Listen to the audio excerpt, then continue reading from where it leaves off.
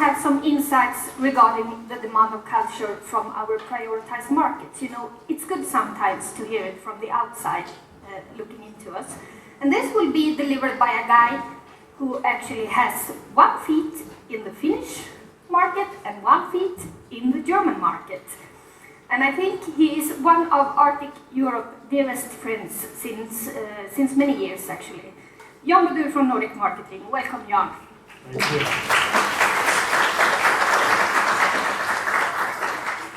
Tack så mycket, Johanna. Yeah, it's good to be in Levi. It's great to see that there are so many familiar faces. I went through that list, what I received, who are participating here, and I realized I do know half of you. For the other half, hello, my name is Jan Badur, coming from Germany, but I was originally born in Finland. I grew up in Berlin. I have a Finnish mother and a German father. I traveled my entire life between the North and Central Europe. I ended up in tourism business a while ago, actually almost 24 years ago.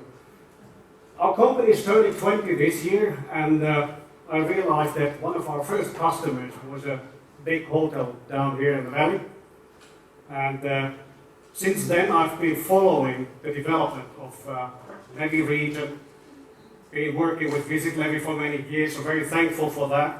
And I realized that I have been involved in an Arctic Europe project, not Visit Arctic Europe one, it was already the previous one before that. And that was actually one of those first ones where we realized that there's a lot of cooperation and potential between Finland and Sweden, and it was Levi, it was Ylläs, it was Kemi, it was Ruka-Kuusamo, and it was Boden tourism those days. So it was a very, very first beginning. So since then, I do know some of you already, and many other familiar faces. So I'm happy to be here and happy to see that you are interested to get even more clients from Central Europe. And it's of course fantastic to hear that DACH and Benelux are your key markets down here, and these are the markets we are working with. So I often get these sort of questions, Jan, what is typical for Finns? What is typical for Germans? Are you more German or are you more Finn? And what do you have in common, and what is very special for your countries? And then I start thinking, how could I describe this with one answer? How could I put this into one picture, what is typical German and what is typical Finnish? There you have the answer. So being half German, half Finnish obviously means a guy without social skills, no humor. And but at the same time, this is already part of the culture. How do we behave? How do we act? What is typical for different markets? And you will obviously see differences when it comes to travel business, very old-fashioned, let's say, traditional market down in Central Europe. Yes, we still produce printed material down there. We are that old-fashioned. But remember, and I'm repeating myself, it's good for your paper industry up here. People want to have something in their hands when we talk about quality. Yes, we have had some pandemic a couple of years ago, we all know very well. But still, we have travel agencies. So old-fashioned stores where you walk in and grab some groceries. There are people talking to you, answering to questions, using products of tour operators. Let's go to more serious stuff and let's have some facts. This was some really good news at the beginning of the year. I love this headline. Scandinavia overtakes Turkey. So the Nordic countries, Finland is in those numbers included, not Iceland. Don't ask me why. But for many, many years it has always been that Spain is destination number 1 for Germans, Italy number 2, and then it was Turkey number 3. And suddenly the Nordic countries are number 3. Well, in all other figures you always have listed like Norway, Sweden, Finland, Denmark. It doesn't look that well because you are never in the top 10. But as this media realized, well, we put them together, it looks nicer and it sounds much better. And this has been the best news we have had so far in the beginning of this year. Well, when we think about this sort of old-fashioned market, being in this business since more than 20 years, I've heard so often there's no future for travel agencies. Tour operators is so old-fashioned stuff. It might be true in some markets. When you walk around in Finland, you won't find it. that many travel agencies anymore. Finnish people are sitting on their sofa at home, they do everything with their mobile devices, self-service culture. They're used to that. Down in Germany, in Switzerland, people go inside those travel agencies. And as you can see, well, there was a hard drop, we all know why. They're recovering pretty well. When it comes to the tour operators, this goes as well to the Benelux countries. They are doing really strong. And when thinking of year-round tourism, about those packages, they have record after record. So they recovered pretty well, and they are doing better than ever. So when it comes to the turnover, it has been the best year ever, 2023. And when talking to the tour operators, visiting them, traveling around, going to their offices together with partners, the message is always the same. Winter is doing so well. People love to fly to the north to have some packages, some activities, multi-activity weeks. And yes, slowly but surely the summer is coming behind. But it's also for the market, also for the tour operators, a big task to achieve to get this running. But what I will soon show you are examples of very good products going into the autumn time, including the Indian summer, including as well the first Northern Light season, which are good examples what are on the market right now.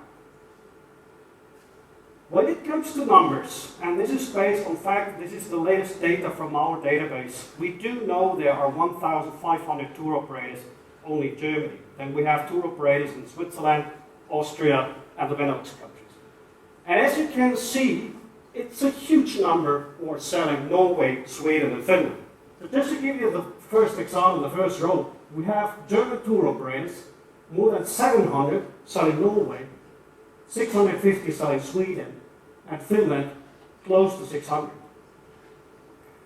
This includes small players, huge players. There might be players who are offering the entire world and they might have only one Norway product. This is included there. And then you have specialists selling Norway only, or Finland only, or Sweden only. But all they have the same goal, not to sell only winter time. They of course want to have a year-round business in their daily life as well.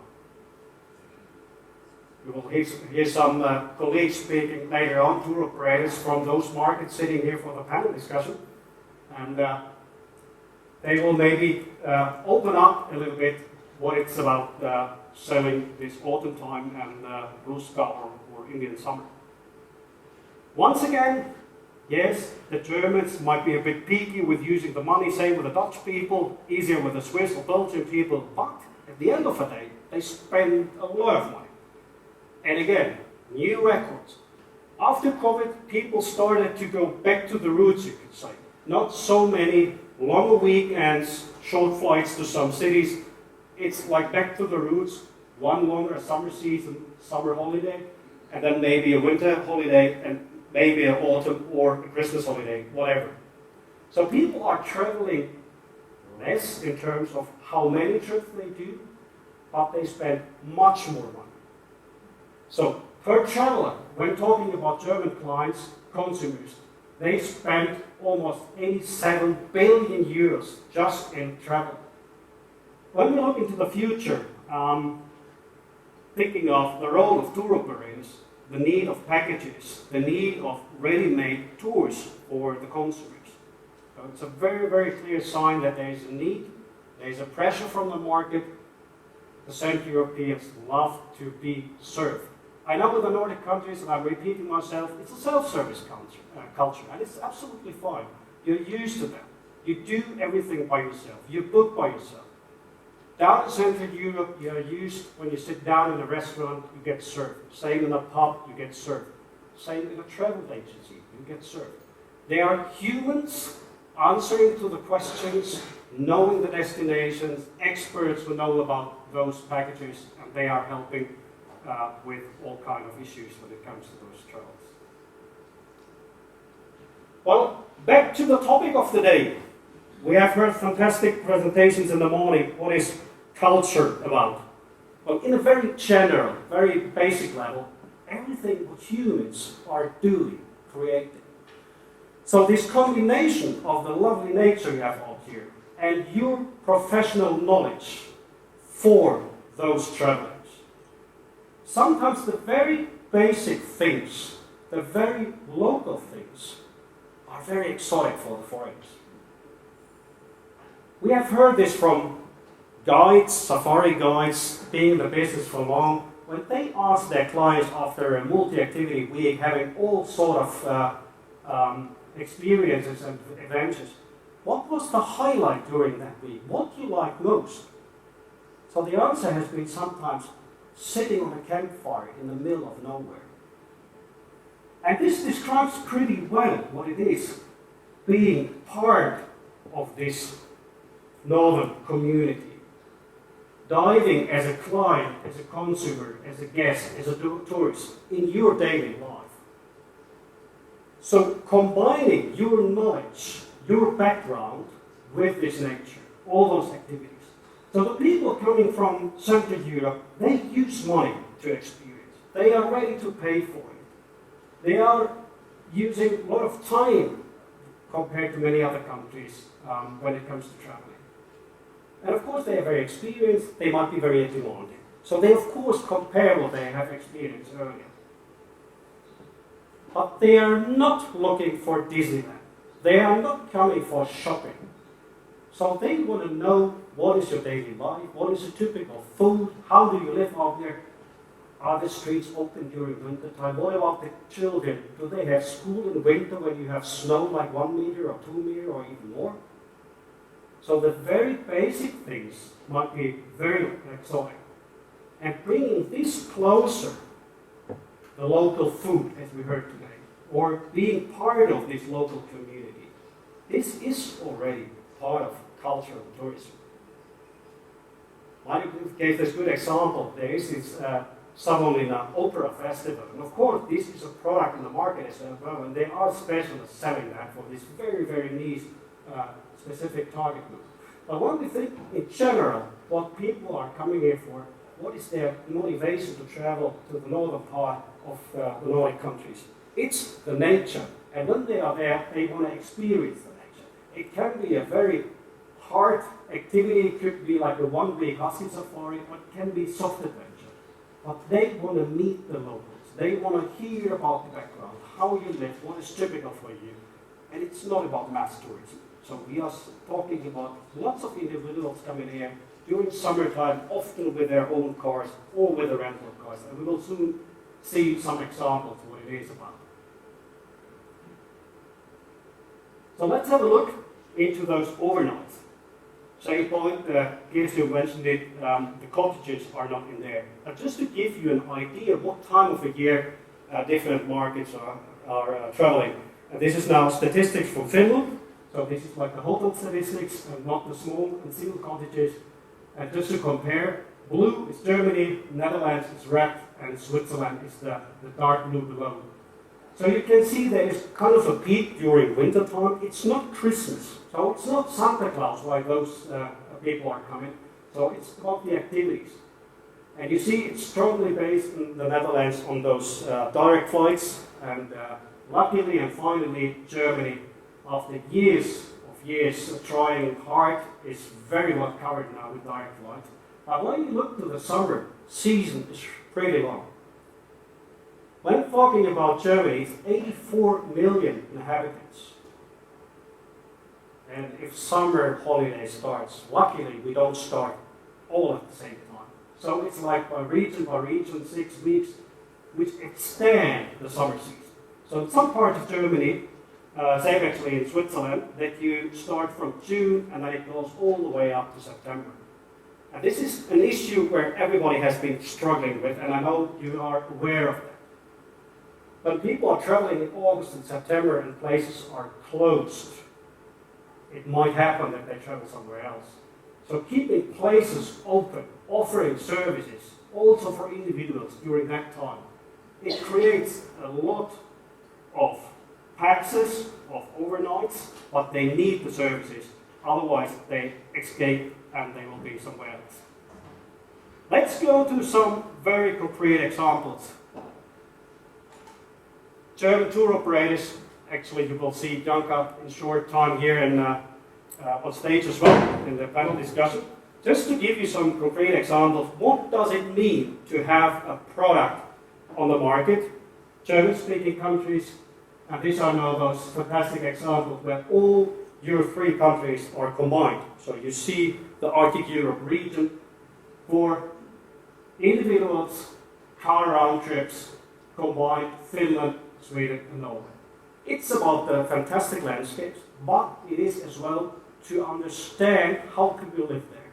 How do the villages and cities look like? What sort of food do they offer? What kind of activities are possible? So you will find in the market hundreds or even thousands of ready-made packages, car round trips. Yes, there are bus groups too, but most of the clients, they travel as individuals.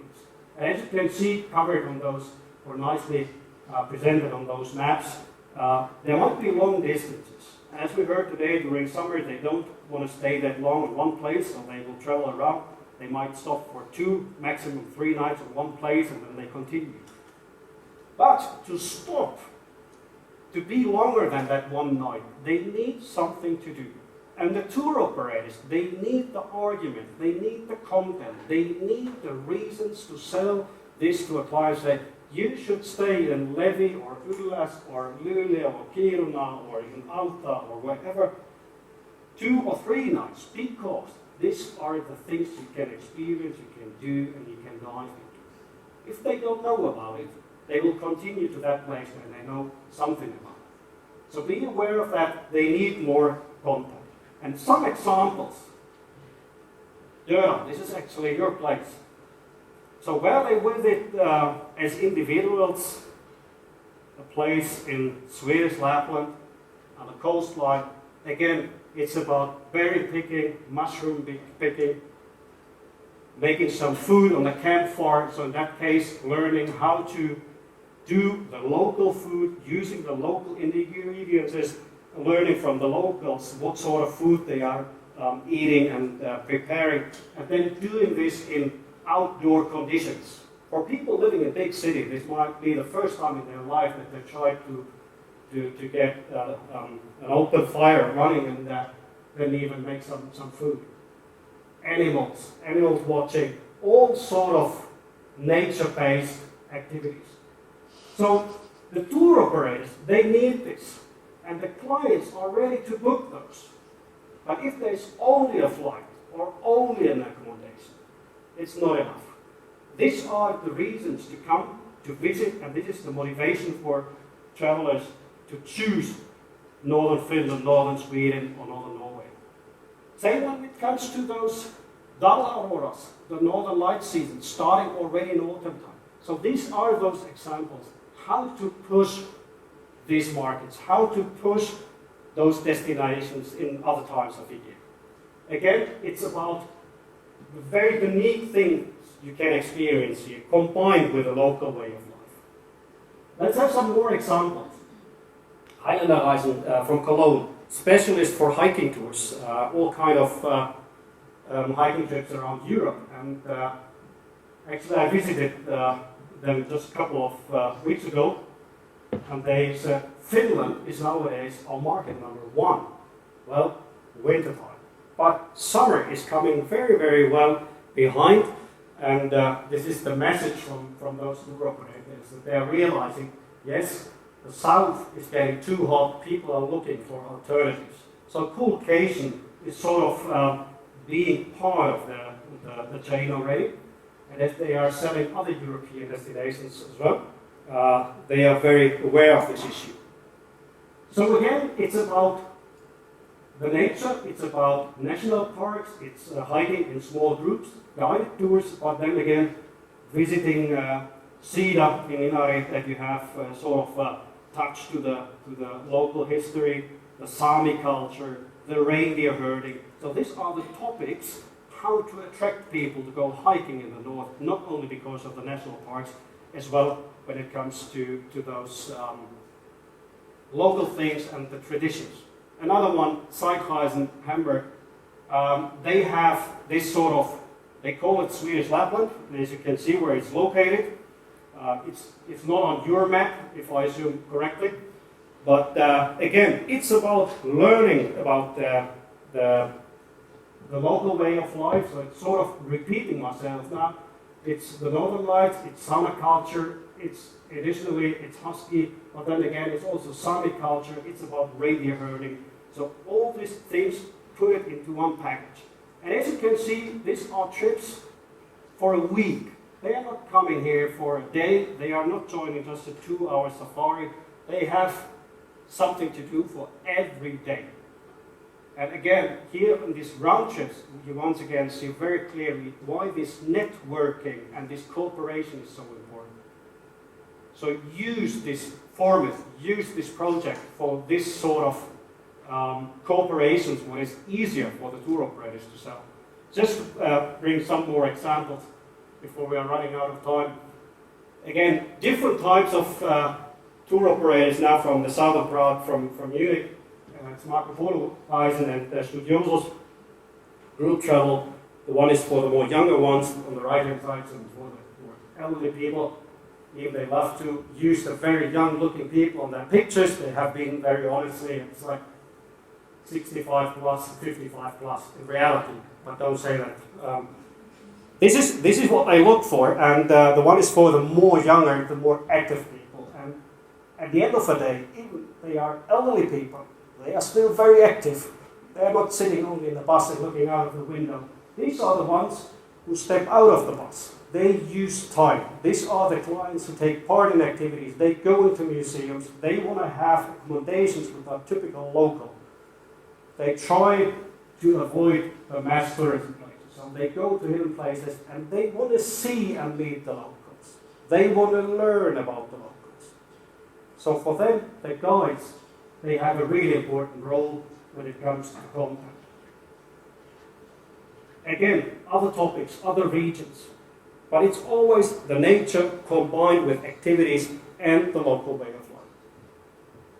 So very often when I see those content descriptions, product cards or websites of suppliers, it's often very much focused on the product only.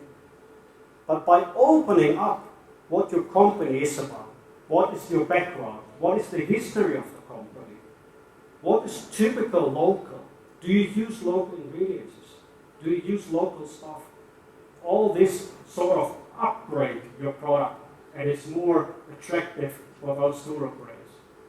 Here we go from Kiel, group traveling, very much culture related, another one, Fjordkreis from Potsdam near to Berlin.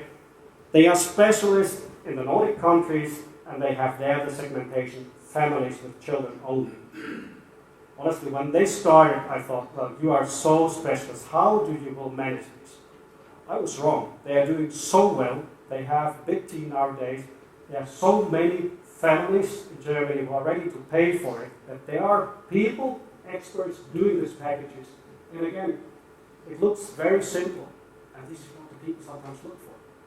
Typical accommodation in the countryside, activities, something to do, especially for those who live in big cities, has no contact anymore to this sort of life on the countryside. So sometimes the very basic things are already culture related. To summarize, as I said, they are not looking for Disneyland. They want to have authentic local experiences. So everything what is typical for your region has a history. Point that out. Nobody's coming for 2-hour safaris up to Lapland or northern Norway or Sweden. So 3 to 7 nights is kind of the minimum. For many tour operators, 7 nights is a minimum, especially when clients are flying. So all sort of local things, it can be the architecture, it could be included in the museums, or the museum is part of the tour, and also the national parks related to the local way of life. So we are not talking about big groups, even if there are charter flights, they are very often as individuals in the destinations. So it's not that all the 140, 150, 160 clients are in one huge group. It's very often so that they are divided into different smaller groups or booking in as individuals. So we are talking about quality. So we are not competing with low budget travel destinations. And we have no low-budget travel up here. We have quality, authentic, local tourism services, more and more sustainable ones.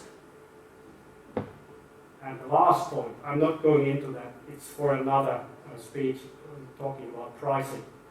If you don't take care of that last one when working with tour operators, forget all the others, forget the Central European market. So when going there, working with these hundreds of tour operators, picking those most relevant out, you need to be aware of that there is a chain behind that. There's a lot of work, and sometimes it helps a lot if you have a professional down there doing the sales, knowing the market, knowing the target group, and the ones who are able to sell the summer and the autumn and create more value and bring in more clients. Thank you very much.